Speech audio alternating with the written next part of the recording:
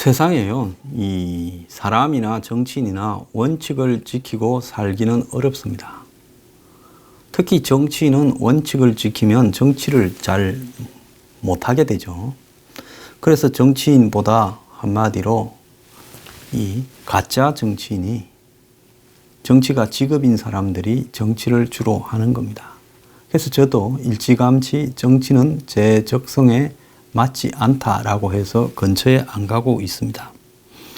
자, 그런데 손학규의 바른미래당이 4.27 판문점 선언 국회 비준안에 대해서 기존의 반대 입장에서 선언해 9월 달에 평양 공동선언까지 함께 비준을 받는 방법을 논의하기로 했다라는 겁니다. 그것뿐만 아니라 북한 최고인민회의와 남북국회회담에도 바른미래당이 함께 하기로 했다라는 겁니다.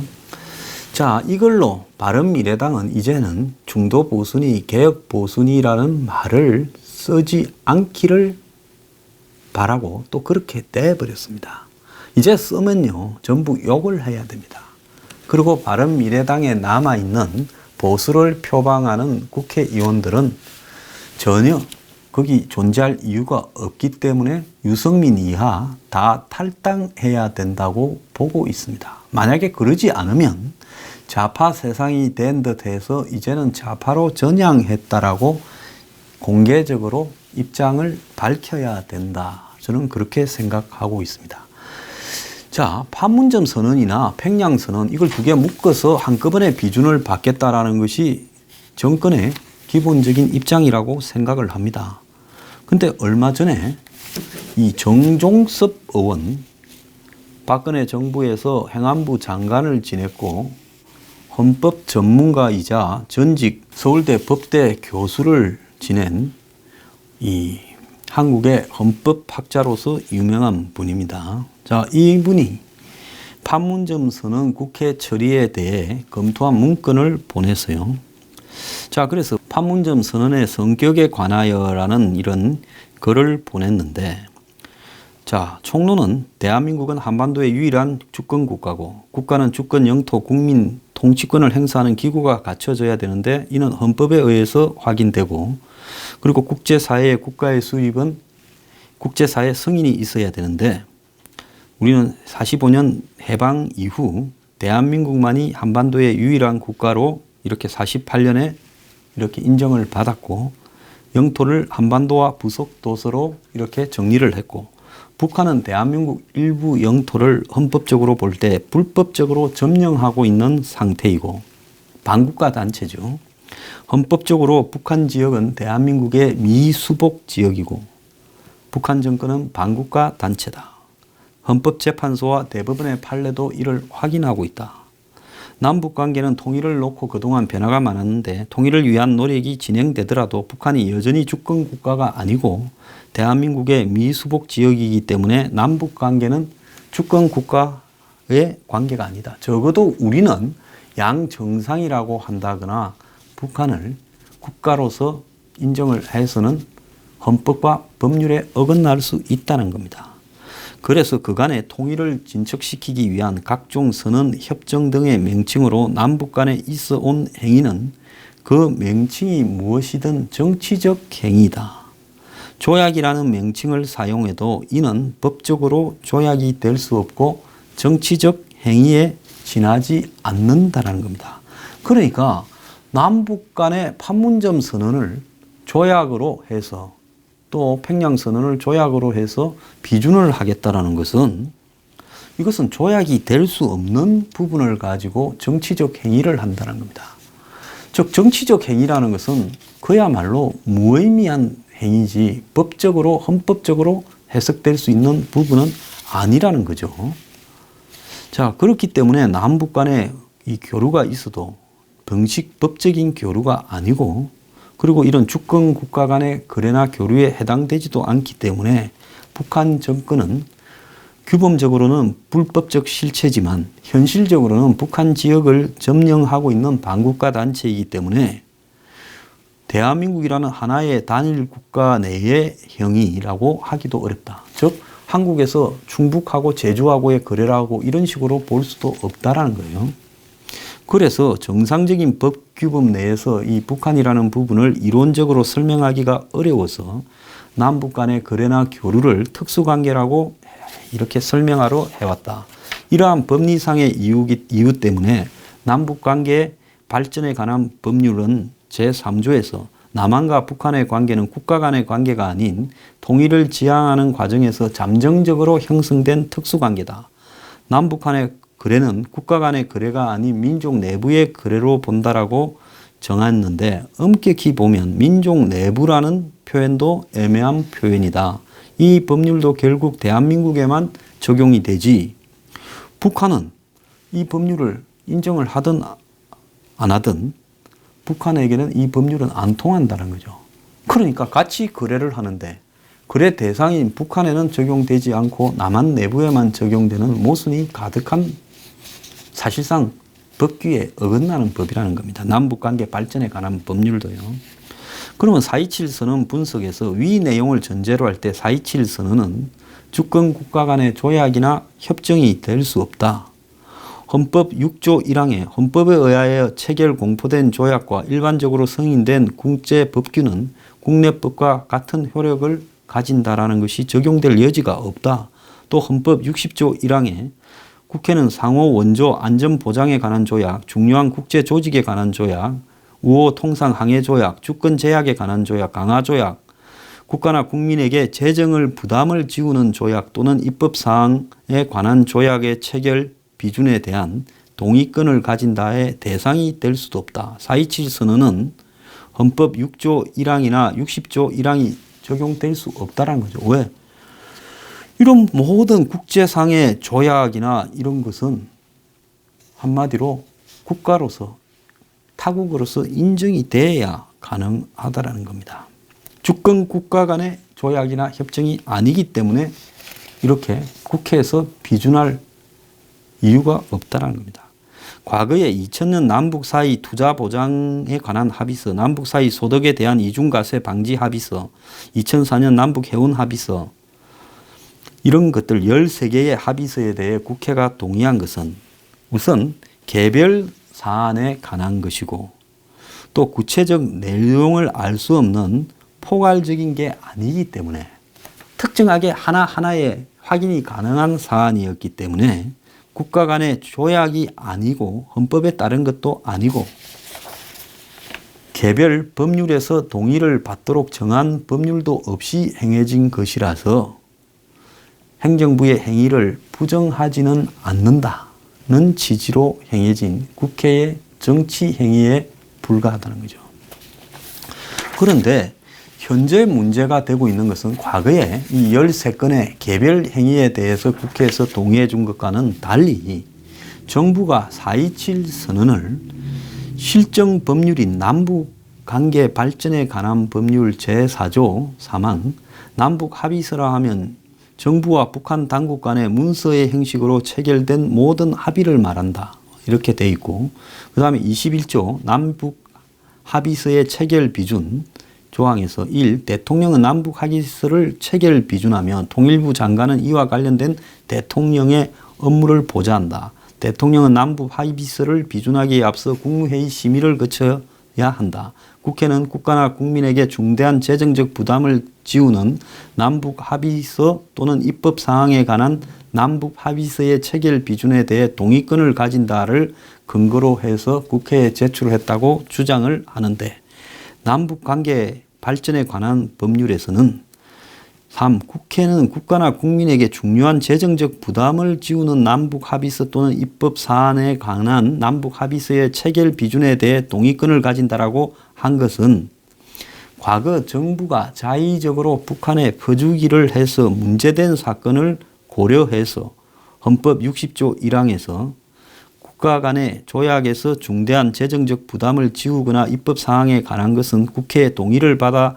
체결 비준하도록 한 것에 비추어 남북 관계에서도 국회가 행정부를 통제할 수 있도록 하기 위해 정한 거다. 즉 쉽게 이야기하면 남북관계발전법에서 국민의 재정적 부담을 지우는 부분을 국회 동의를 받아라 한 것은 북한의 퍼주기를 할까봐 일방적으로 그렇게 정한 거라는 겁니다. 그런데 문제는 남북 간 당국 간의 문서 형식으로 체결하기만 하면 무슨 내용이든지 남북관계 발전법에 관한 법률에서 정하는 남북 합의서가 될 수 있느냐는 겁니다. 남북관계 발전에 관한 법률이 국회에서 입법한 것인 만큼 이는 당연히 합법적인 한계를 침해할 수 없다라는 거죠. 그래서 정부가 체결하는 모든 남북관계의 합의도 헌법이 인정하는 범위 내에서만 허용이 되는 거고 헌법 범위 내 내용이라도 국민에게 중대한 재정 부담이나 이 국회가 정하는 입법 사안에 관한 것은 국회 동의를 받도록 했다라는 겁니다. 자, 그런데 4.27 선언은 그 내용에 관계없이 북한에 강제할 방법이 없다라는 겁니다. 국내법으로도 그렇고 국제법으로도 그렇다는 거죠. 그래서 명칭에 관계없이 그게 합의서든 조약이든 뭐든 남북 간의 모든 선언이나 협정 약속들이 다 북한에는 적용이 안 된다라는 거죠. 남북 간의 어떤 선언이나 협정이나 이런 것을 체결하든 북한이 안 하겠다고 하고 안 지키면 그날로 무용지물이고 이행하지 않으면 그뿐인데 이런 이 조약에 준하는 협정은 상호 간에 이행 의무나 노력 업무가 있는 경우에 가능한 것이지 우리 정부에만 의무나 약속이 강제될 때는 그것은 해서는 안 되는 것이죠. 자, 이것은 남북관계의 특수성입니다. 그런데 4.27 선언에는 단순히 선언적인 성격부터 시작해서 아시아 경기대 공동 출전, 이산가족 상봉 등 또 우리 정부의 재정 지출이 따르는 사업, 헌법상의 영토 문제가 관련된 NLL 일대 평화수역 설정, 비무장지대 평화지대 설정, 헌법상의 국토 방위와 국방, 헌법상의 군의 역할 제한, 헌법상의 영토와 국경선과 관련이 있는 종전선언과 정전협정의 평화협정으로 전환, 또 상대방에 대한 일체의 적대행위 중지 등 국가적으로 중대한 사안이 포함되어 있기 때문에 이런 정도의 중대한 상황은 헌법적 사항이기 때문에 정부도 마음대로 결정해서는 안 되고 국회도 마음대로 결정해서는 안 된다는 거죠. 그래서 제가 이걸 국민투표에 붙여서 하고 싶으면 국민투표를 통과하고 국회도 통과한 다음에 어떻게 해요? 헌법 개정을 해서 해야 된다라고 이야기한 부분을 헌법학자인 정종섭 의원이 그대로 확인을 하는 겁니다. 그 외에 4.27 선언에 6.15 선언, 이거는 뭔가 하면 남북연합제, 즉 낮은 단계의 연방제까지도 들어있고 14 선언 등 그간의 남북관계에서 있었던 모든 선언과 합의를 포괄적으로 포함시켜 국회 동의를 요청하는 내용까지 포함되어 있다는 거죠. 자, 그런 부분은 기존의 헌법과 법률을 벗어나는 부분이죠. 지금 우리 대한민국 헌법에 국가도 아닌 반국가 단체와 국가연합을 하라는 게 어디 있겠습니까? 헌법과 법률에요. 또 특히 대한민국의 안전보장이나 국민 생존이 달린 북한의 이 핵 폐기는 명시되지 않고 막연히 핵 없는 한반도, 한반도 비핵화라고 하여 북한의 핵 문제 폐기에 대한 사후에 심각한 논란과 다툼의 여지를 남기고 있고 종전선언을 평화협정을 2018년 내에 완료한다는 내용은 대한민국 영토 안전보장의 위험을 초래하는 심각한 내용이기 때문에 이런 포괄적이고 불명확하고 광범위한 내용이 포함되어 있는 실행에 있어 그 비용이 얼마가 될지를 예측하는 것은 불가능하다. 그 지금 모르죠. 이 자체도 말이 안 되게 위헌이지만은 그 비용도 예측할 수 없고 또 군사적, 정치적, 외교적으로 초래할 상황이나 결과도 예측하기 어렵다는 겁니다. 자, 북한이 그동안에 대남 적화 전략 통일전선 전술의 핵심으로 유지하고 있는 이런 용어들이 또 쓰여 있어요. 민족의 혈명, 민족 자주의 원칙, 모든 해방, 군축 등이 그 선언문에 있는 것으로 포함되어서 이런 표현 자체가 대한민국의 정체성에도 맞지 않다라는 겁니다. 그렇기 때문에 이런 4.27 선언이 대한민국의 헌법 이념, 가치, 영토, 안전보장, 국토방위, 체제와 정체성, 국민 생존을 침해하거나 침해할 수 있는 내용들이 다수 들어 있어서 이걸 가지고 국회에서 통과시켜 달라고 요구할 수 있는 성격이 되지 못하기 때문에 국회가 결정할 수도 없다라는 거예요. 다만 4.27 선언 내용 중에 남북 간의 민간 교류, 국제 경기 공동 출전, 이산가족 상봉 등은 헌법과 충돌되지 않기 때문에 이를 실현하는 데에서 국민에게 재정 부담을 주는지 또는 입법적 조치가 필요한지 한정해서 국회가 논의할 수는 있다는 겁니다. 따라서 4.27 선언은 매우 포괄적인 내용을 포함하고 있어 하나의 선언으로 처리할 수 없다라는 거죠. 선언과 실행 가능한 것이 뒤죽박죽 되어 있는데 실제로 그 선언적이라는 것은 그야말로 수십 년에 걸쳐서 북한의 변화를 보고 해야 될 사항, 헌법에 위배되는 사항, 그리고 그것이 뭘 의미하는지 지금으로서는 알 수 없는, 그걸 용어를 잘못 해석하면 나중에 큰 학언이 될 사항까지도 다 들어있다는 겁니다. 그러니까 군사, 외교, 안보 등 짬뽕과 실행할 수 있는 사소한 일까지가 뒤섞여서 해가지고 이걸 통으로 해달라. 그렇게 해서 이 4.27 선언을 남북 간에 선언한 정치적 행위이고 그에 포함된 내용은 구체적으로 실행하려면 개별 사안마다 분리하여 적합성 검토를 받아야지 이걸 갖다가 뭉뚱그려서 동의해달라는 건 말도 안 되고 또 그 개별 사안마다 국회 동의 대상이 되는지도 따져봐야 되는 것이라는 거죠.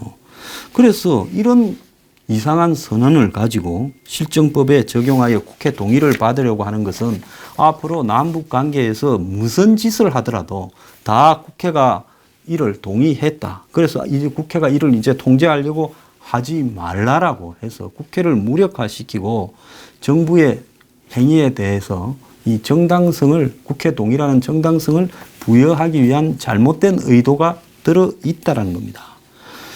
그런데 이런 문제에 대해서 국회로 정부 발의로 올리려면 법제처가 심의하는데 이 부분에 대해서 심의도 제대로 하지 않고 또 국회로 넘긴 것은 문제점을 은폐시키는 법제처의 권한 남용 행위다. 모든 정부 발의 법안들은 법제처에서 심의를 하죠. 그래서 법률상으로, 헌법상으로 하자가 없다 할 때만 국회로 넘기는데 법제처가 권한 남용을 했다는 겁니다. 그래서 정종섭 의원은 의원들에게 드리는 말씀에서 국민은 이런 내용을 알지 못하고 있기 때문에 4.27 선언이 담고 있는 내용을 국민한테 먼저 정확하게 알려서 인식하게 해야 되고 4.27 선언 동의를 단일건으로 처리해서도 안 되고 입법 사항을 넘어서는 내용들이 다 있기 때문에 자유한국당이 이를 잘 인식해서 국회에서 처리할 수 없도록 만들어야 된다. 자, 이분은 그래도 현직 국회의원이 자기의 전공 능력을 살려서 이렇게 문제를 제기한 데 대해 저는 매우 훌륭하다라고 생각을 합니다. 자, 이 부분에 대해서요. 자, 앞으로 틈나는 대로 왜 국회에서 처리될 수 없는가를 알려나갈 거니까 다 좀 주목을 해 주시고요. 또 중요한 것은 설사 바른미래당이 저쪽에 붙어 먹어서 숫자적으로는 과반수가 넘어서 통과했다 하더라도 그 정치적 선언이기 때문에 만약에 다음 총선에서 한국당이 다수가 되면 다시 국회를 소집해서 이걸 발의해서요. 4.27 선언을 무력화시켜버리면 되는 겁니다. 야당이 합의하지 않는 이런 선언을 국회 통과시켰다면 다음 총선에서 이기거나 다음 정권이 바뀌면 곧바로 무력화시킬 수 있는 겁니다. 자, 그렇기 때문에 이것이 무슨 의미가 있겠는가? 그럼에도 정권은 북한하고의 속도를 내어서 정말로 문재인 말대로 되돌릴 수 없도록 비가역적으로 알박기를 하기 위해서 이걸 국회에 비준시키려 하는데요. 지금부터 바른미래당은 보수당이 아닌 여당의 삼중대임을 제가 선포합니다. 거기에 유승민 등 의원들은 빨리 탈당하는 것이 정치 생명을 유지하는 길이다라고 제가 경고합니다.